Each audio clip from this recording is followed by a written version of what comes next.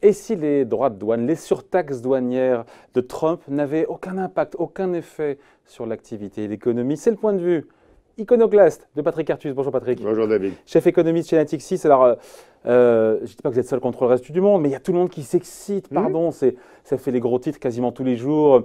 Le ministre du Commerce chinois s'est entretenu avec Steven Mnuchin, le directeur du Trésor américain. Qu'est-ce qu'ils se sont dit? Ça peut faire baisser le marché de 3%.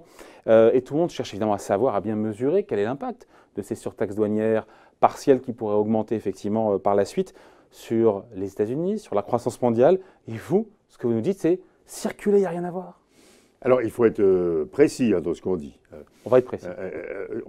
Ce que je vais décrire, ce sont les effets de ce qui est envisagé entre les États-Unis et la Chine, et pas d'une taxation énorme de l'ensemble du commerce mondial, comme on l'a eu dans les années 30.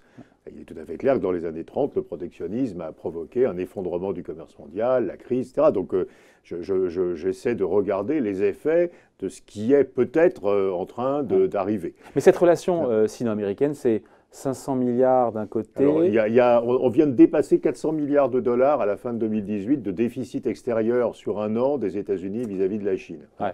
Et on va y revenir. Donc, on ne sait pas encore, puisque vous savez qu'il y a une période d'un trimestre jusqu'à la fin du mois de mars, où les États-Unis regardent si les mesures d'ouverture qu'a annoncé Xi Jinping sont effectivement visibles. Sinon, toutes fin les importations. Non, pas toutes les importations. 200 milliards de dollars. Qui passera à 25%. Qui passera à 25%. Et il a dit, je serai prêt à taxer le reste. après, les 500. Enfin, pour l'instant, ce que nous avons, je vais faire mon application numérique avec 25% de taxation de 200 milliards de dollars de produits chinois importés aux États-Unis. Après, si vous voulez que ce soit plus, c'est une règle de droit. Ouais. Alors, pourquoi il faut admettre que ça crée, vous le mentionnez, une véritable panique. C'est-à-dire, le FMI écrit tous les jours, ou l'OCDE, que si cette guerre commerciale se déclenche, c'est très mauvais pour l'économie mondiale.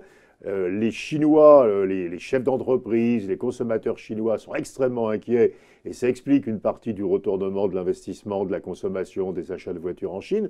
Donc il y a une perception très négative, on ne peut pas le lier, et qui a des effets sur l'économie réelle, parce que quand les Chinois arrêtent d'acheter des voitures, on vend moins de voitures, quoi.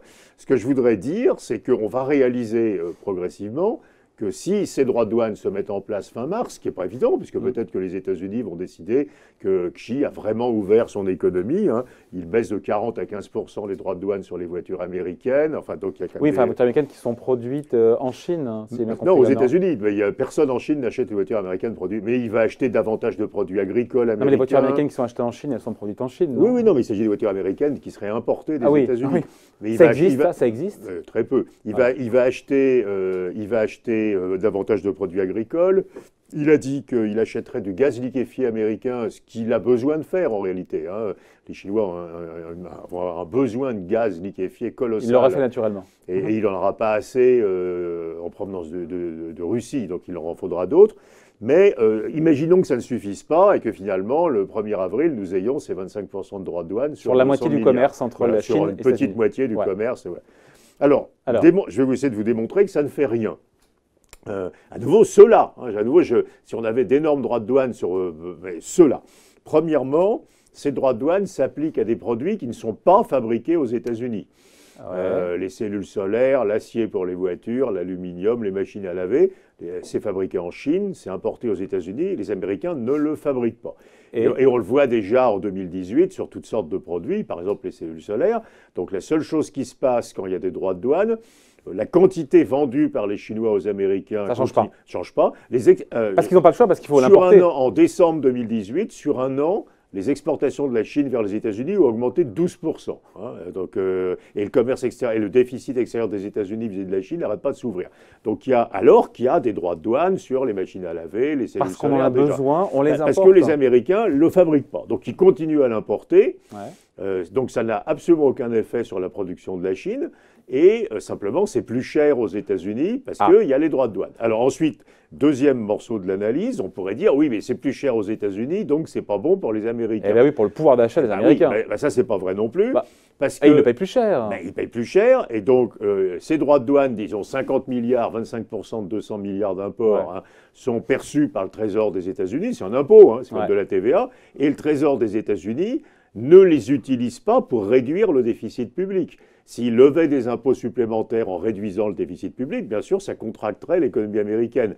Mais au contraire, le déficit public des États-Unis, il ne diminue pas, il augmente. Donc ces 50 milliards de recettes fiscales sont rendus aux Américains. Mais ce n'est pas la même poche, pardonnez-moi. C'est presque la même poche. C'est des baisses d'impôts. Mr. Smith, il va payer sa machine. Eh ben oui, mais M. Smith, il a une baisse d'impôts directe absolument colossale qui a été mise en place par l'administration Trump. L'entreprise automobile qui va acheter son acier plus cher, ses taux d'impôts sont passés de 35 à 21%, et une partie de ça est financée par les droits de douane. Et ces droits de douane sont rendus aux Américains. Entre guillemets. Bah, ils ne sont pas rendus entre guillemets, ils sont rendus. Enfin, je veux dire, je prends l'argent et je le rends. Ouais. Hein, donc je taxe les imports, c'est comme de la TVA, quoi. Je taxe la TVA, puis je finance des dépenses publiques avec. Ouais. Donc la question, c'est quel est l'emploi de ces 50 milliards? Oui, mais l'emploi de ces 50 milliards, c'est des baisses d'impôts sur les ménages et les entreprises. Donc ça rentre bien dans la poche des gens qui vont payer plus cher ce qui est importé. Donc le seul effet qui subsiste, ce n'est pas un effet sur la production chinoise, à part celui qui vient du choc psychologique, hein, dont on a dit qu'il était pour l'instant gros. Ce n'est pas un effet sur le pouvoir d'achat des Américains, il y a juste un peu plus d'inflation aux États-Unis, hein, puisque certains produits sont plus chers. On peut évaluer que ça fait à peu près 2/10 d'inflation en plus en 2019, hein, ce qui n'est quand même pas mortel, et ne va pas changer ce que va faire la Réserve fédérale. Hein. Ouais. Donc honnêtement, la vérité... Et à nouveau, je ne parle pas de droits de douane. Tout le monde se trompe? Tout le monde se trompe parce que d'abord, les gens ne comprennent rien à l'économie. Et puis ensuite, il y a une espèce de panique, comme si c'était 200% de droits de douane sur tous les produits. C'est 25% de droits de douane sur 200 milliards. Ça fait 50 milliards de dollars. 50 milliards de dollars, c'est 3/10 de point du PIB des États-Unis.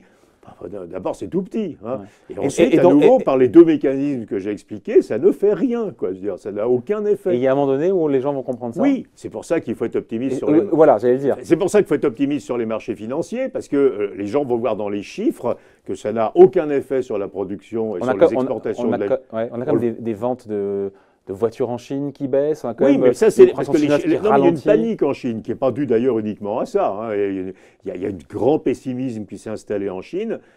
Une des causes du pessimisme, c'est effectivement les droits de douane, mais il y a aussi le ralentissement, le fait que les Chinois ont beaucoup acheté, quand vous avez énormément acheté de voitures, d'appartements, il y a quand même un moment où ceci se retourne. Mais, donc l'effet est plus psychologique pour l'instant, il y a un effet psychologique, mais il est faux.